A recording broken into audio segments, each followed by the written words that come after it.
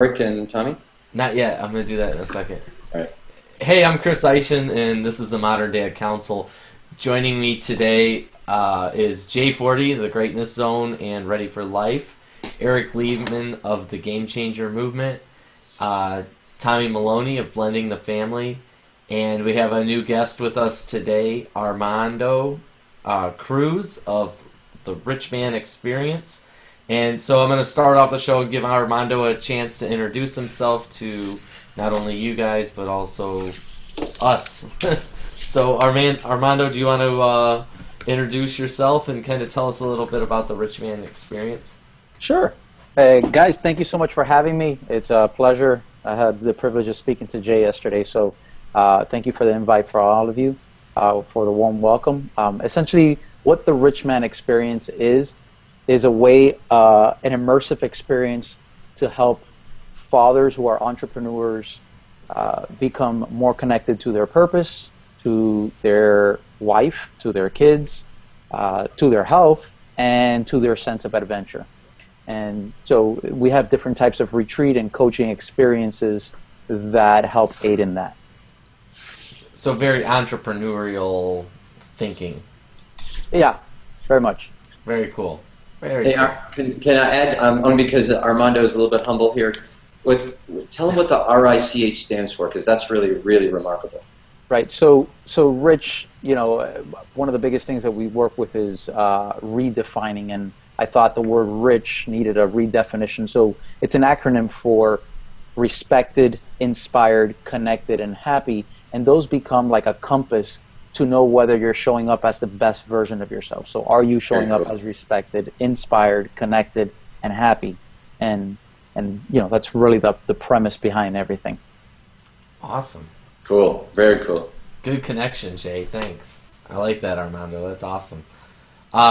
So it kind of has a little bit to do with today's topic. So today I wanted to talk about culture, the family dynamic. And I want to read this quote by the Dalai Lama. It says, "One family influences another, and then 10, 100, and 1,000, and thus the whole society will be better off." So what kind of culture, the idea is what kind of culture are we creating within our families? And so I kind of wanted to start this conversation off with this observation that I had this week. And so my girlfriend's a kindergarten teacher, and she was going on some field trips for the past, last week of school. And then my daughter's also in kindergarten, and her school was going on a bunch of field trips. And I thought one thing that was really unique that stood out to me was my daughter's kindergarten class, not just her class, but there's like 3 kindergartners. Like there were so many volunteers that there was only like probably 4 kids total that didn't have a parent or guardian of some kind chaperoning at the thing. So there was like really more parents at the zoo than there were kids, But then whereas my girlfriend's school, she had the opposite problem where they only had 2 volunteers. So she was calling me wondering if I had time to go down and volunteer to help chaperone.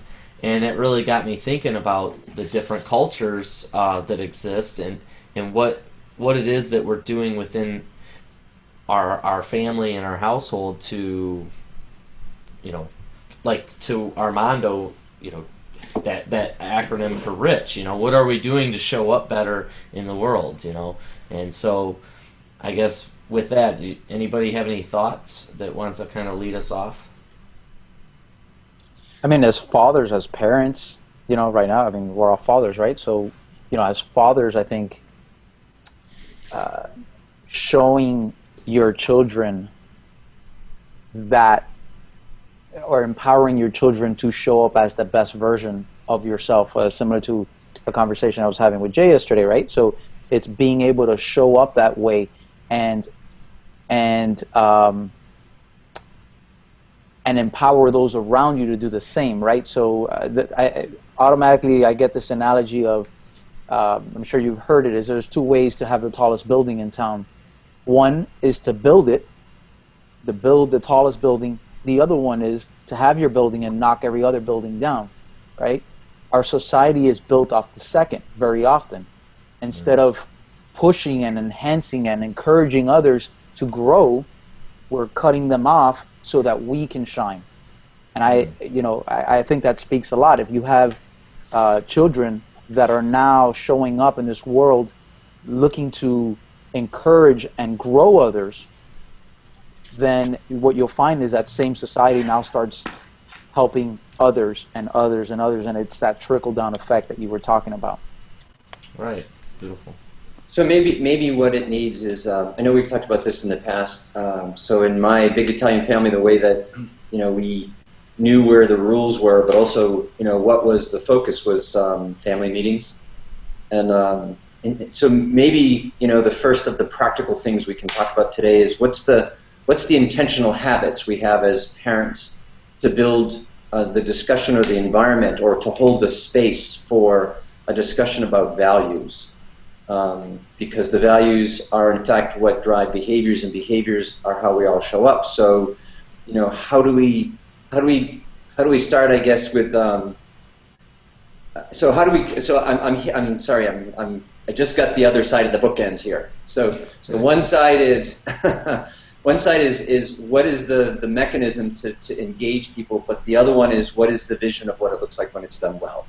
So if the Stephen Covey start with the end in mind thing says, here's the kind of person that we're encouraging our kids to become, then we can back it up and say, well, what kinds of practical things are we doing with them on a regular basis so that that's where they go? But so to me, that's why I had to stop halfway through. I was just going to jump out and say, hey, let's talk about family meetings. It happened to work really well for a big Italian family. I know that don't work everywhere, but the mechanism to be able to talk about things that are important. And that means that you know what is important. So how then does the family define what its core values are? And then use that mechanism to constantly guide and support people so they get this consistent messaging. Just an idea. No, excellent. So, Tommy, you haven't been on for a while, and I want to hear a little bit of your thoughts. So what are you thinking over there? Coming from the blended family aspect, we have different, values. And unfortunately, the values that, for example, my wife and I have aren't going to be the same values that our former spouses have. And with that being said, I see the kids getting stuck in the middle, trying to figure out, not only their own values, but trying to please the other parents at the same time. And with that being said, it gets into, one of the kids might say, we don't do it this way in our household, we do it this way. It's like, but unfortunately, when you're under our roof in our household, this is how we're going to do it. And so, as dads, like Armando was saying, we want the best out of our children. We want the best every day from them. But the problem I foresee is, the kids getting caught in the middle. And when they get caught in the middle, who are they going to please? Are they going to please their parents, or are they going to try and please the household? So that's kind of where I see this whole conversation, coming from the blended family point of view. Tommy, I'm sorry. When you say the blended family, I'm not familiar with it. So when you say that, what does that mean? Well, the analogy I like to use, Armando, is if you remember the TV show The Brady Bunch, right? You had Mike Brady, Carol Brady, they each had kids, and they put them all under one roof. Got it. And so we're taking that and trying to help out parents to create a positive environment, to create, not the perfect, but do the best that they can to create a happy, positive environment. Got it. Okay. Thank you. Tommy, can I ask you a question? And I wondered if maybe there isn't about a yours and ours kind of mindset with this. I mean, when we talk about values that are supportive and encouraging behavior or encouraging values, if we talk about virtues that support values, I mean, is there ever a parent that says, no, that's not a virtue I want in you? So I wondered if the kids feel stuck, not because of what values are, but what behaviors are. And so if the values are something like the three that we teach in a youth leadership program, the values of integrity, excellence, and service, that those are lifetime values that change who you are on the outside and how your behaviors go. I guess I'm thinking, I have an ex-wife, she wouldn't argue with any of that on service, excellence, or integrity. So where is it that kids get caught between two views if we're talking about values? Well, if we're going to talk about values, Jay, I mean, that's a great question. Not all parents are going to have the same values. And so, for example, you're talking about service. Well, in our household, we're really big on service. But I know for a fact that our former spouses aren't big on that, and that transcends to the kids, where they can just brush it off. Well, if my dad or mom doesn't want to do service, why should I? Well, again, in our household, that's a huge value. For example, my wife is a member of Kiwanis, and they do a lot of service events. And actually, all three kids have been part of that. I look at, for example, again, my former wife, in their household, service is far from anything they do, except my son will try and find opportunities to be in service when he is with his mom. So again, Jay, it just really depends on the values of each household. And you're right, you would think that the other spouses wouldn't, blink, but they do. So maybe the conversation is where are the shared values between parent and kids, whether the parents and kids live in the same house? There's got to be some. I'm wondering, is there an overlap so that it creates a clear roadmap about what's valuable or what's the foundation? Because if we're trying to build a culture, culture's got to be built on values. Where are the shared values, and then where are they different? Maybe then that family meeting becomes the environment to talk about what's different in this house than that house, but that we talk about what's important to this house and we talk about what's important to that house. Well, and I'm asking, I really don't know the answer, I just wondered. Well, let me just say this, Jay, yeah. And I'll hang up and listen. We, to give a plug out to Eric, we interviewed Eric for our podcast because in our household, we don't have video games. In my son's household, he's got a couple of them. And so it's really hard to, my daily conversation with my son a lot of times is he's telling me he's playing whatever video game, Xbox, PS35, whatever they're called, and it's really hard to say to him, you're playing a silly video game.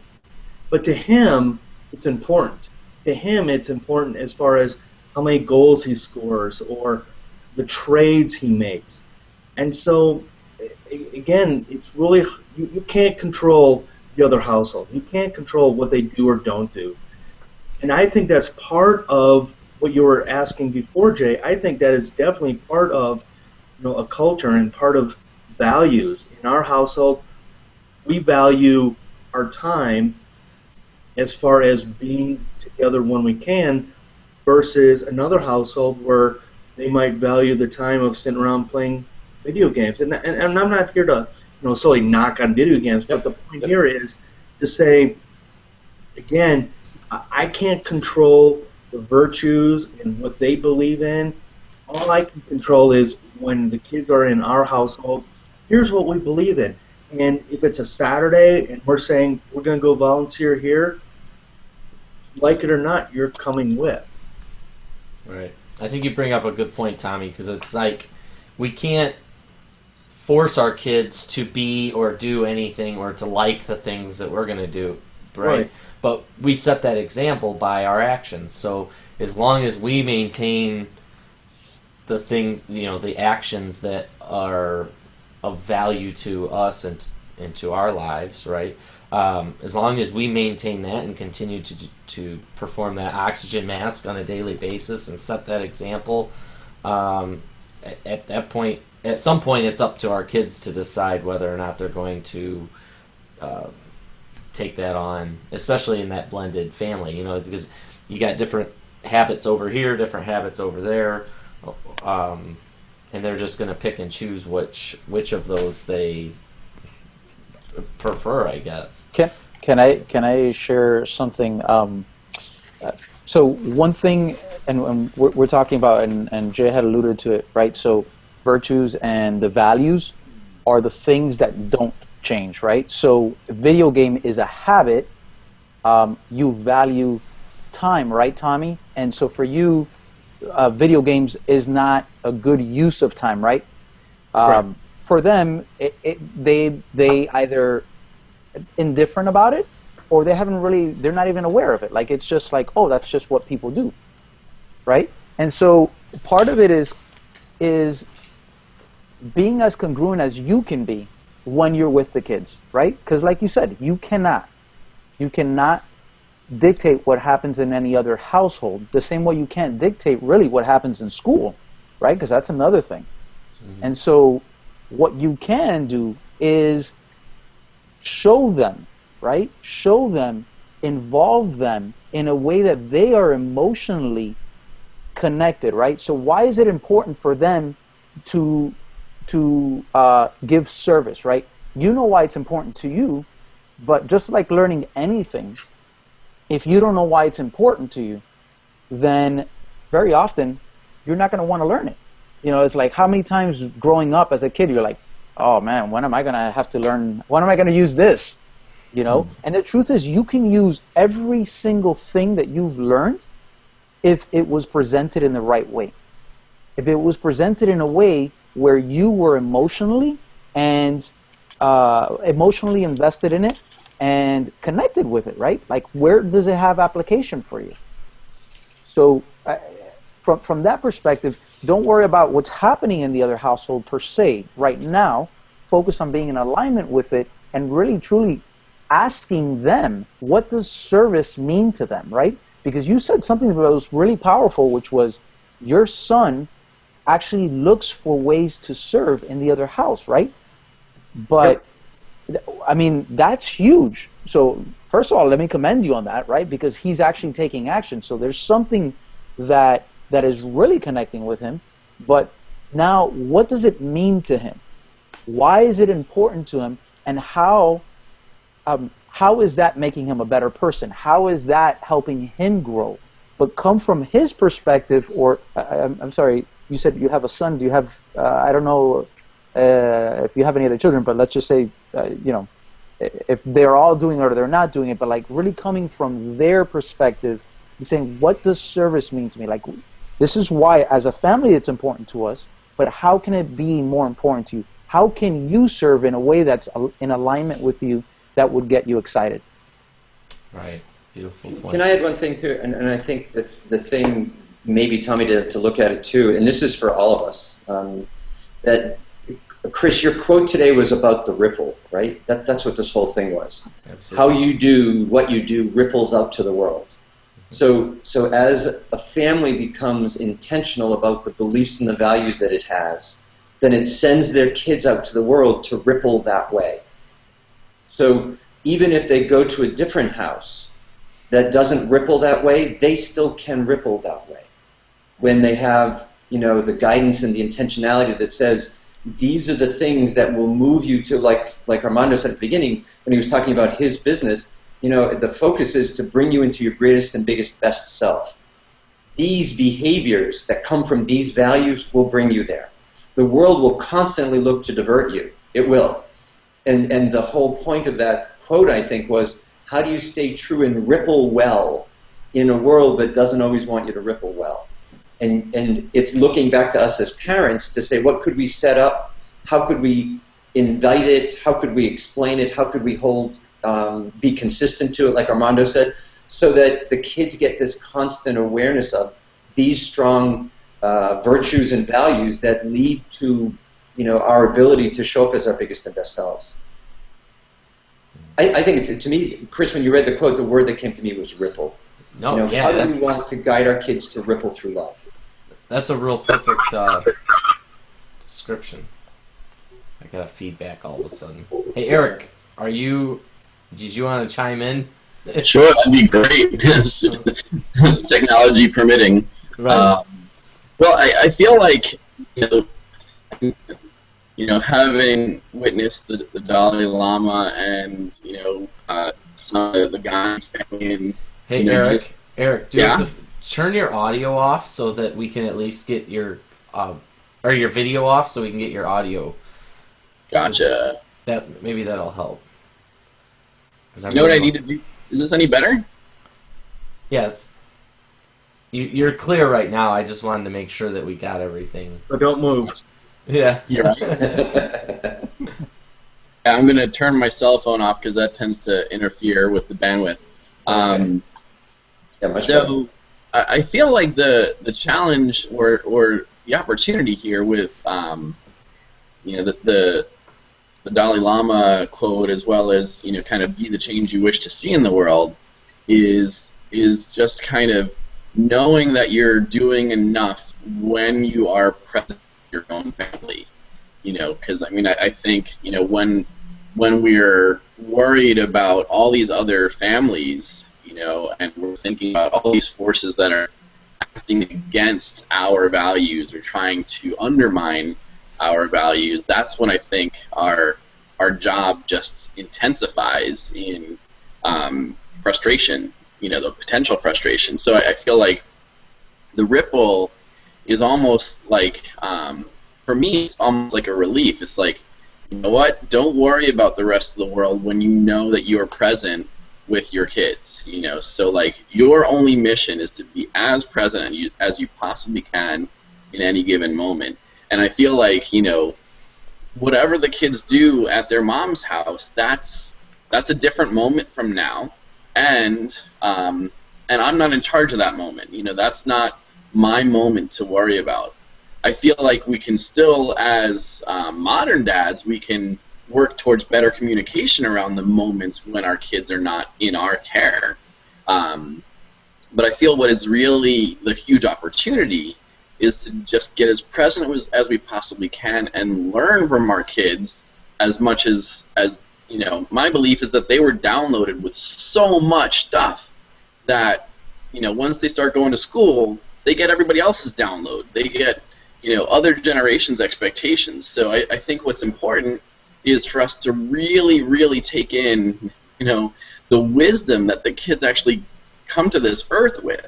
And my sense is, the other thing that the Dalai Lama has said, when I went to see him present or speak or, guru, whatever it was he was doing, is that, we need to get back to that childlike state and back to that true love that exists. And he spoke more specifically of the mother and, child bond. But I feel like, what any piece of, guidance that comes from the Dalai Lama, means to me is that we got to get back to, I don't know if you've ever heard the Dalai Lama laugh, but it's the most endearing laugh in my, all I need, if I'm in a pissed off mood, all I need to do is hear that guy laugh, and my day is better. And I feel like that's the opportunity, is to really just get back to that purity, that love, and to know that our unit is making the difference. Whatever we do in the household is what our job is. I don't know, that could add pressure, that could take pressure away, depending on how you look at, the universe. I'll just end with my little babble here, is that my belief is that everything happens for us, not to us. And so, and I think that's the other way that we can adjust our lenses, so that when we look at these quotes and, when we take on "be the change we wish to see in the world" and, the Dalai Lama quote, it's from the perspective that the universe is here for us, and I don't know, but I mean, as far as the other household thing, you know, I know that it was important for me to get out of the overcompensation mode and to try to outdo the other household, you know, so that my place was the more favorable place to want to be. And once I got out of that loop, a lot of energy just shifted, at least in my heart.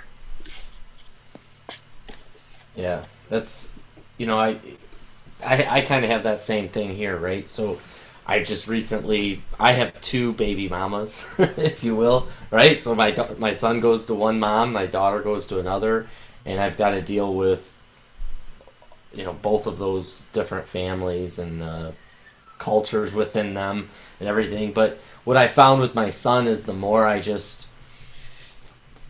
focus on me, but as I'm focusing on me, I'm sharing what I'm noticing with him. And just in that little bit of an influence, it makes a big impact on him, because it's like demonstrating to him how he can internalize what he's doing. Is that it? Does that make sense, what I just said? Like, I don't know if that's clear. But I'm saying, like, I'm struggling with this right now, so I'm doing these things to help me get through it. And then when he's going through something that he's struggling, he's like, oh, I remember my dad said that he, you know, meditated or, you know, journaled, and that helped him, so now I'm going to do it. And I think that's, like, for me, that quote with the Dalai Lama, it's like sharing. Well, that's one of the main reasons we do this, or I started this show, is to kind of share our experiences and share the things that we go through, so that when other people go through them, they have like a resource of like, oh yeah, that's what this guy tried, or that's what these people recommended. And I don't know, it's kind of neat when you see that. You know, I had a brag moment last week for Michael for the way he showed up and taking responsibility for himself. And I just think it's really neat to see that, not just in our own kids, but what I'd really like to start seeing is that behavior rubbing off on his friends and the people that he's, you know, associating with. And then I have these conversations with people within the school or within your church or in my community. And then they say, oh, okay, so now how can I show up to life a little bit better? So I think for the Dalai Lama, it's like important. Church talks a lot about discipling, you know, and I feel like that's kind of my job, is to kind of disciple that idea of stepping up into the world and being a better than, like pushing yourself to be better than you were the day previous. So Chris, I like that you say that, you know, maybe a parent's job is to disciple, but it can only disciple once it's thought about what it wants to disciple about. So where are the values, and, you know, what are the core beliefs that maybe the family has? And I guess I'm coming back from the way I grew up in an Italian family that was very clear about the things that this family did and believed in. And we had a mechanism to learn that. And I know that's, or I'm imagining that's really partly what that quote's about, but partly what being a parent's about, is that though I know kids come packaged with, like Eric talks about, this greater sense of what the world's about, the connection to how you manifest it in today's world, they're going to need some guidance. And that comes from us doing our own work to understand what it is that we believe, what it is that we value, so we can then help the family understand what its core values are. We all know Larry Hagner. Larry uses a dad's mission statement, you know, to help quantify or articulate what it is that the family, you know, starting with the dad, if you want to be a better dad, what is it that's your mission? What are you about? And part of that is to guide and encourage people into growing up into their, like Armando says, into their greatest selves. And that requires some guidance about how to show up to the world that will sometimes not share your values. Right. Here's what we think are the values of growing up into your biggest and best self. And so I wondered if we can get caught talking about habits versus values. And I'm not trying to be overly semantic, but a habit, to me anyway, is the result of a value. And if we could be intentional about the values that we believe in, and then we can build our habits around what we believe, then our habits don't push us around, we push our habits around. And then I think we get to show our kids the reason why you stood up and did that and why I'm applauding you is I'm not applauding that you did it, I'm applauding the virtue that you used to decide to do that. And I know that's probably pretty subtly different. It's not what you did, it's what you thought about, so you did it. Because that thought will show up over and over again and look different in the way that you do it, but it's that thought of integrity. I love the way that you owned this, or excellence. I love the way that you didn't quit. You know, yes, you got your homework done. Attaboy, good, I'm glad you got homework done. But what I really like is that you didn't quit when you were tired or you were fed up or you had other things to do. You had the resilience to stay going. That's what I want to applaud, because if I can applaud it, maybe you'll see it and you'll do it again and again. And it might look different when you do it the next time, but it's still based on the value of resilience or excellence. Does that make sense? Mm-hmm. Absolutely. You know, I just want to add a little something there, a personal experience. And this isn't with my kids. I have a 1-year-old, a 4-year-old, and a 6-year-old, right? But what I want to share is something like me growing up. You know, I was very fortunate that I had phenomenal parents. And one of the things that we did have family meetings, right? So I'm not Italian, but my family is Cuban, right? So, you know, we're Latin. So the passion is there, right? So, but we did have family meetings. But one of the things that, for me, as a child growing up, that stays with me, especially for my father, was presence, right? My father, you know, right now, one of my favorite things to do is to run. Okay, run, like I'll go and I've run 50 miles in a day. I've run, you know, I like to run. My father, since little, liked to run, but he would never force me to run. He would ask me, "Do you want to run?" And I would get mad. By the way, this is at 5 in the morning. He'd knock on my door and wake me up. "Hey, do you want to run?" I'm like, "No, I want to go to sleep." But he became my basketball coach, and part of his thing was he'd basically choose all the kids that nobody else wanted, like in these leagues. Like, you know, you had the coaches that were set on winning. My father was like, "I don't need to show up. Give me all the kids that nobody wants. Those are the ones that I want to work with." And so his biggest thing is like, look, you guys may not be the best players, but there's one thing you can control, right? And your fitness is one of them, right? So we have the ability to keep up with everybody. You may not have the ball handling skills yet. We'll work on that. You may not be able to shoot as well. We'll work on that. But you do control being able to stay up with them. And that's half the battle. And so my thing was, I thought he was making everybody run because he wanted to see me run. I would stop and cry as a child because I thought it was his way of getting me to run. But as time went on, he would just, every single day, "Hey, do you want to run? Do you want to run?" I was like, "No, no, no." And then one day it's like, "Hey, do you want to go on to a race with me?" I was like, "A race? Oh, that sounds really cool."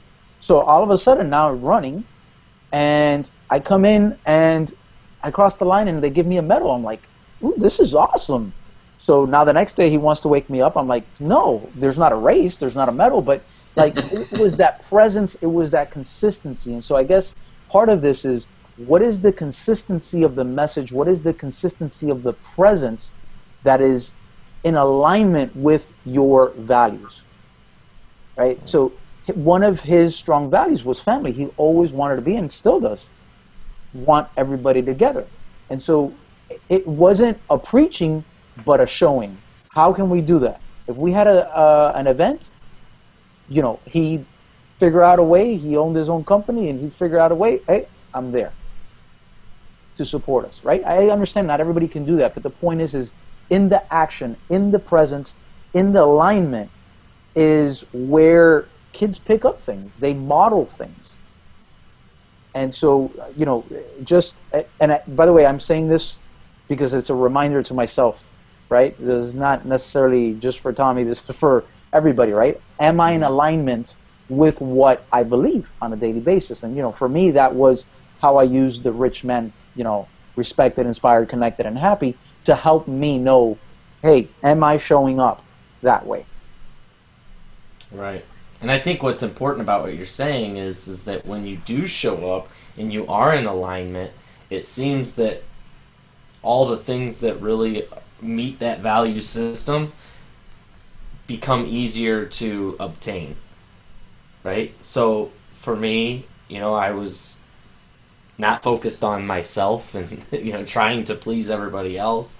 I was working a job I hated, ended up going through a divorce, and was like, what am I doing with my life? I had a job I hate. Now I'm coming home to an empty house. Like, what am I doing with my life?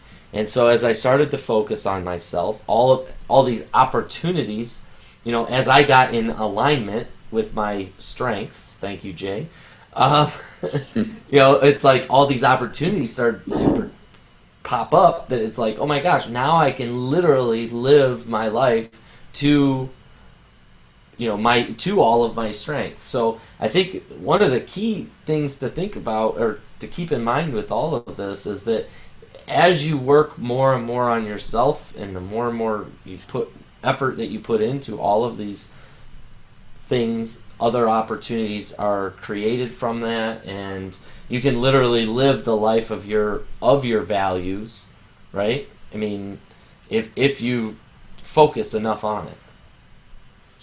Yeah, I mean, I think, Chris, what you bring up is the requirement for all of us, and we're trying to help our kids develop their own guidance system, right? And that comes from us knowing our own as well. And so we can't just be there to say, here's what you should do. We have to exhibit it, and we have to do it like Armando says, we have to do it consistently. But it happens only once you've, like you talk about, Chris, put the oxygen mask on yourself, spend time with yourself to know what it is that you value. Now, it doesn't do any good to be consistent if you have nothing to be consistent about. So what work do you do to tell yourself what it is and how it is that you will show up to your life? And to me, I think that's what that quote's about, is you got to do your work and then create the mechanism that your family understands it and learns from it. If it's one that advances and that it advances you and your ability to show up big to your life and to the people in your life. Because you can have a value of being very self-centered. You can have a value of greed. Those are values. I get that. But what are the values that serve you and serve the world and serve each other? And the only reason why I threw service out there is, I find a lot of people who are very stuck on their own family at the expense of everybody else's family.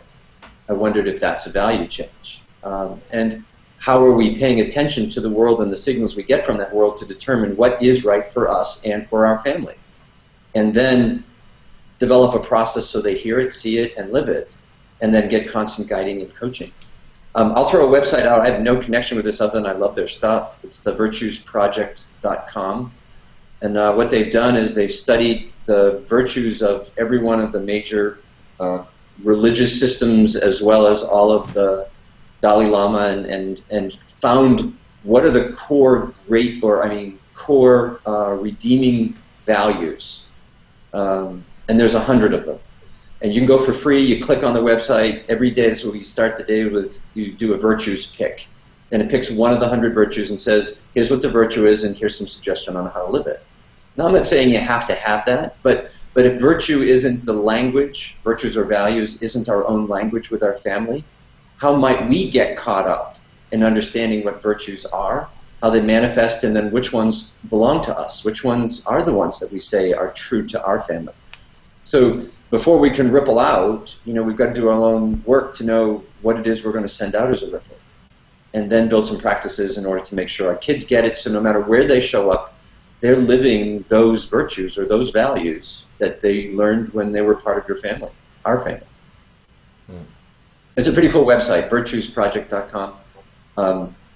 They do a lot of cool things on it. So anyway, I really like it. Absolutely. I love those virtue cards that you have Yeah, too. yeah. Those are cool.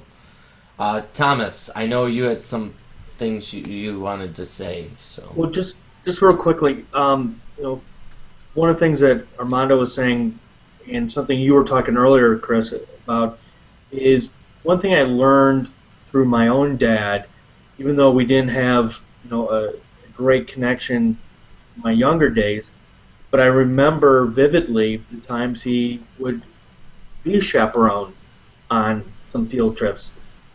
I lived in the suburbs, he lived downtown Chicago, and when we would make those trips to Chicago for visiting the local newspaper, visiting a Lay's potato chips. He would meet us there, and because of that, I took that and volunteer as best I can on my son's field trips. And the other thing too is I learned from, and Armando, I'm going to give you another curveball word that I use. It's called bonus dad. In our household, we don't use the word step, we use bonus. And so with my bonus dad, one of the highlights I had was he didn't come into our household, my mom and I, trying to demand respect. And when my wife and I got married, and with her she has two daughters, Armando, I didn't come in that same way. And to go back to the beginning, as far as the ripple effect, my dad, my bonus dad, their ripple effect, it took many, many years later for it to really affect me. And because of those two gentlemen, I think because of what they taught me without actually teaching me, I was able to take that ripple and bring it into not only my son's life, but into my new family's life.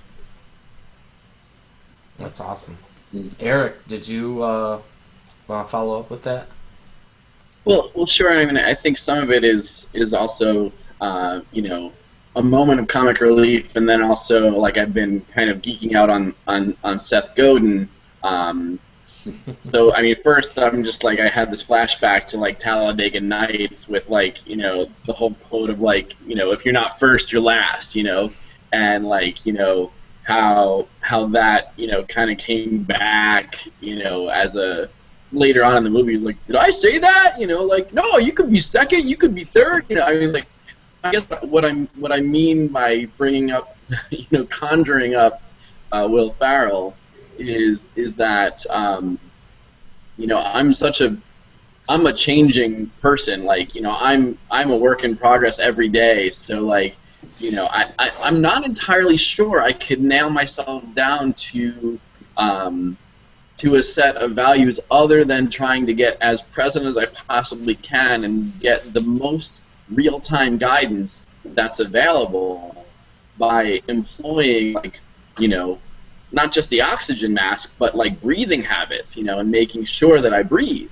But then, and I guess what I've been thinking about in terms of the Seth Godin world, and someone asked him recently in an interview, what would your kids think that you're about, or what are three things that you want your kids to know about you, or to live into about how you live your life.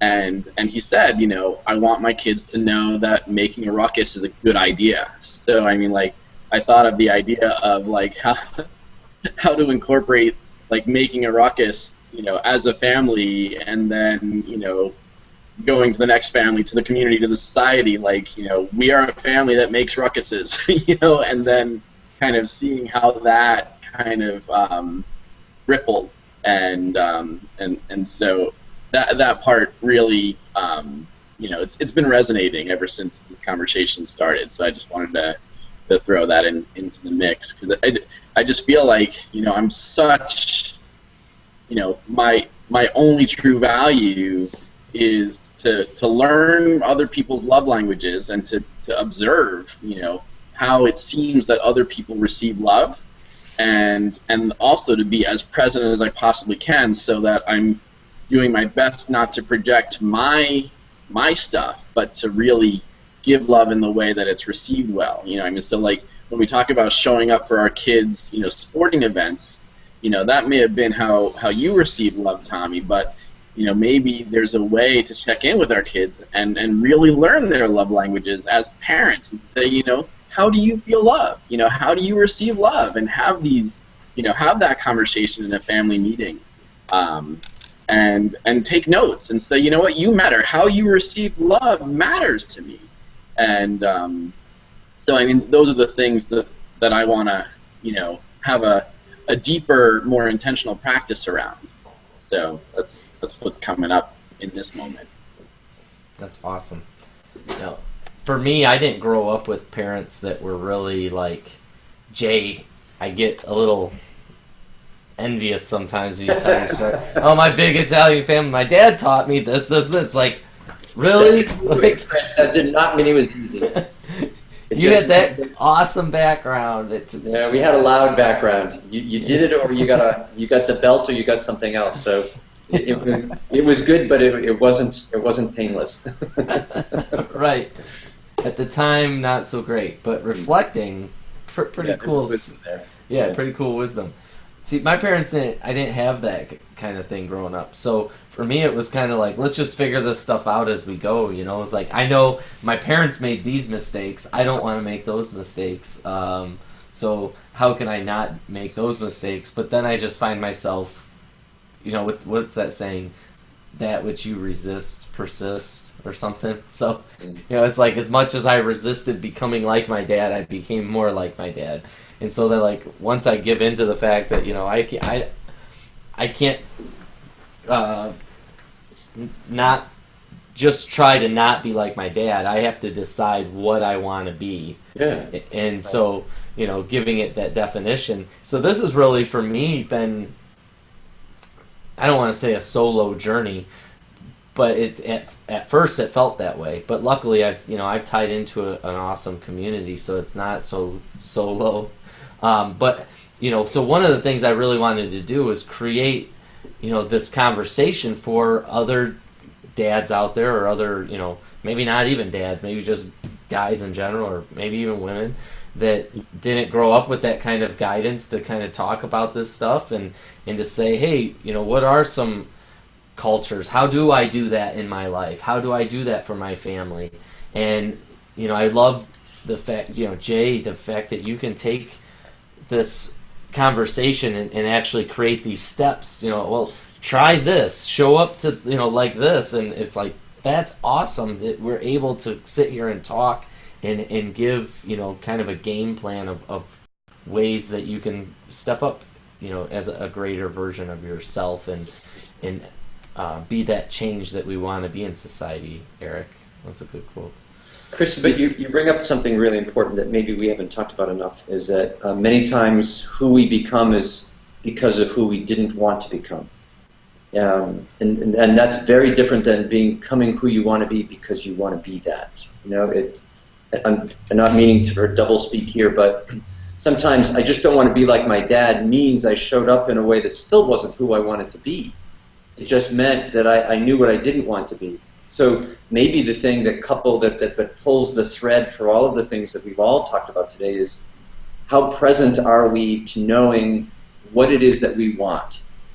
You know, could we show up and decide for us what we do want, not what we don't want to be, but what we do want? We may have some lessons about what didn't work. Great, learn the lesson.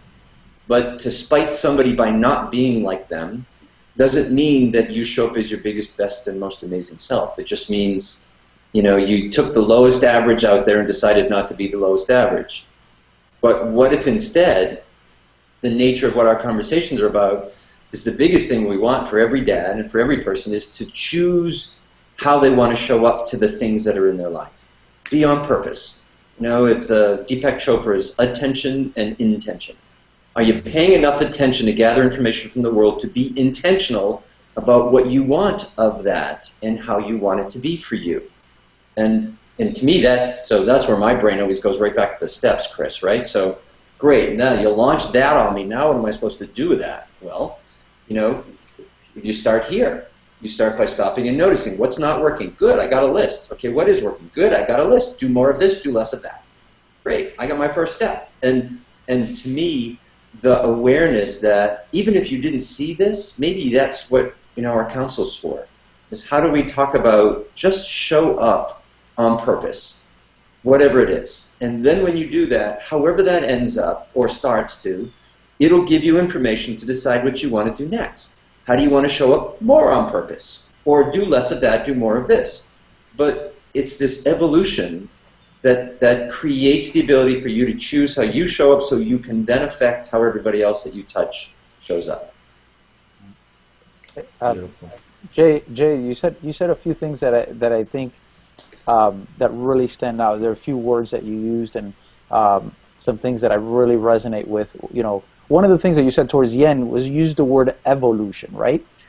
there's a big trend that people are talking about. Let's create revolution, right? And it's funny because if you think about it, right, what are you actually trying to do?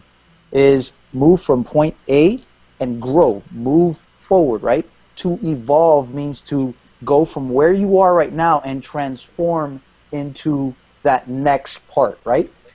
Revolution is a bike wheel, right?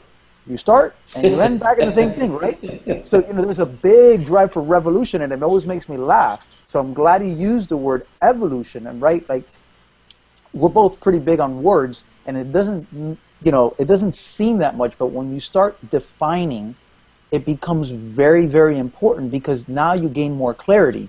One of the processes that we go through is what we call define, refine, and align. Right? So when you're defining is exactly what Jay was saying, which is really what is it that you want? But sometimes we don't know what that is.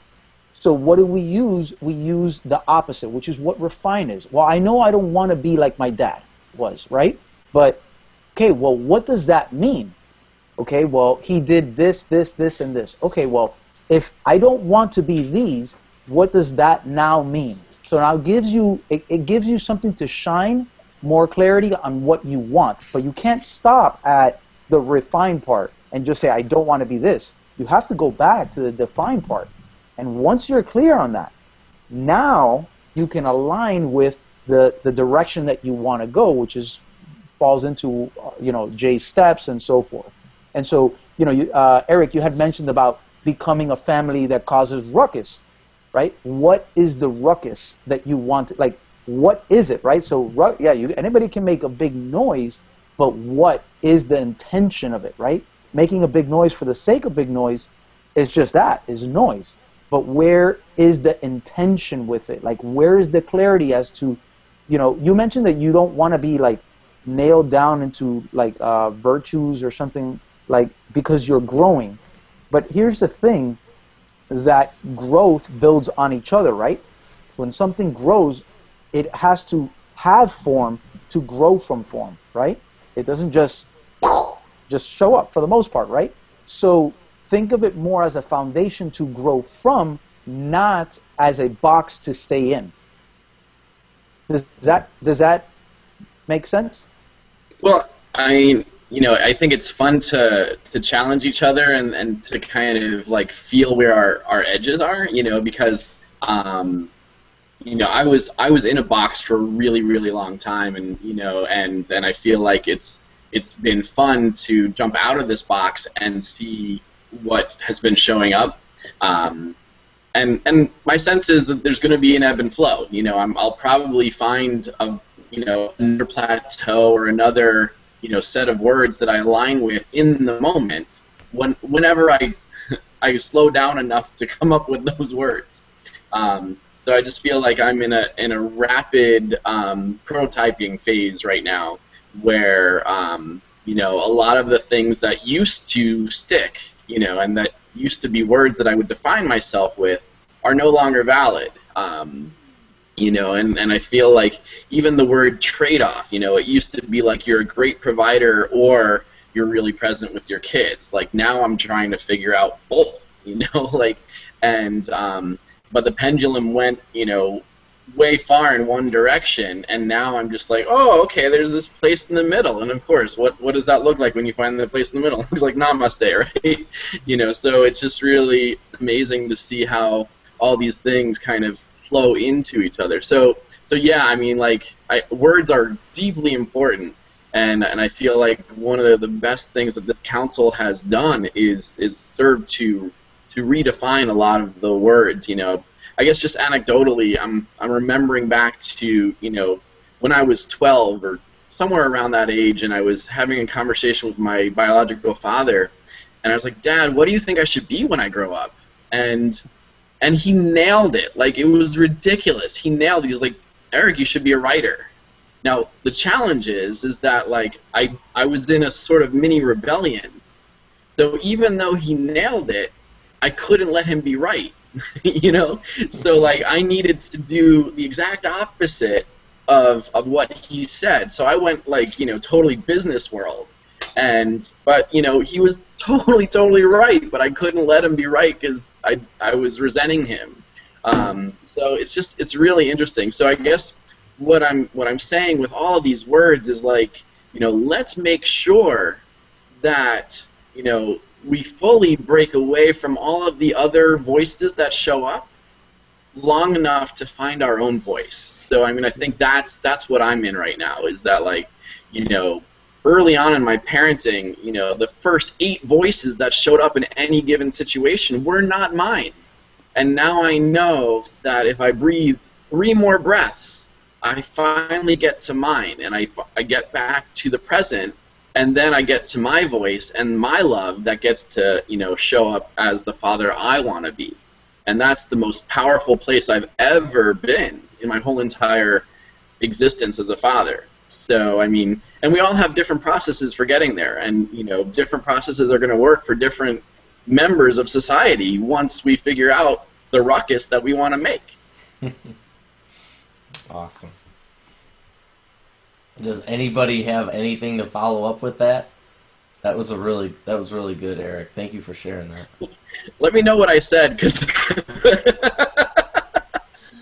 yeah, it was fun. I'll add one thing, and I think it's really what our purpose is here on the council. The council's purpose is to help dads show up. To learn different ways of showing up to what it is that you are and who you are, and from that you'll figure out, or from that remember that it's your responsibility to figure out where your steps go, not who else is telling you how to parent or whether they should or shouldn't play video games or how things have to be. It's just in your sense of how you needs to show up big to life. How can you be that role model to the people that you touch, whether they're your kids or the neighbor's kids? It's the whole idea of how are you the ripple, and then how then in the sharing of this information with the people in your life do they become the ripple and show up wild and powerful and amazing in the situations that their life brings them to. Excellent. Well said, Jay. Well, Armando, I want to thank you for coming on today and being a part of the Modern Dad Council. This is kind of what the show is all about, just coming together and having topics to discuss. You're welcome to come back anytime. If you have any specific topics that you'd like to discuss, feel free to shoot me an email or whatever, and we'll make sure we get it on the list of shows in the future. Cool. But could you do, real quick before we end up signing off, will you share with everybody how they can get a hold of you and find you if they? Yeah, sure. Thank you. My website is richmanexperience.com, and you could follow me on Twitter, Armando_Cruz. Awesome. So, well, thank you for being on today on the Modern Dad Council, and again, Eric, Jay, Tommy, thank you, and we'll see you guys all next week.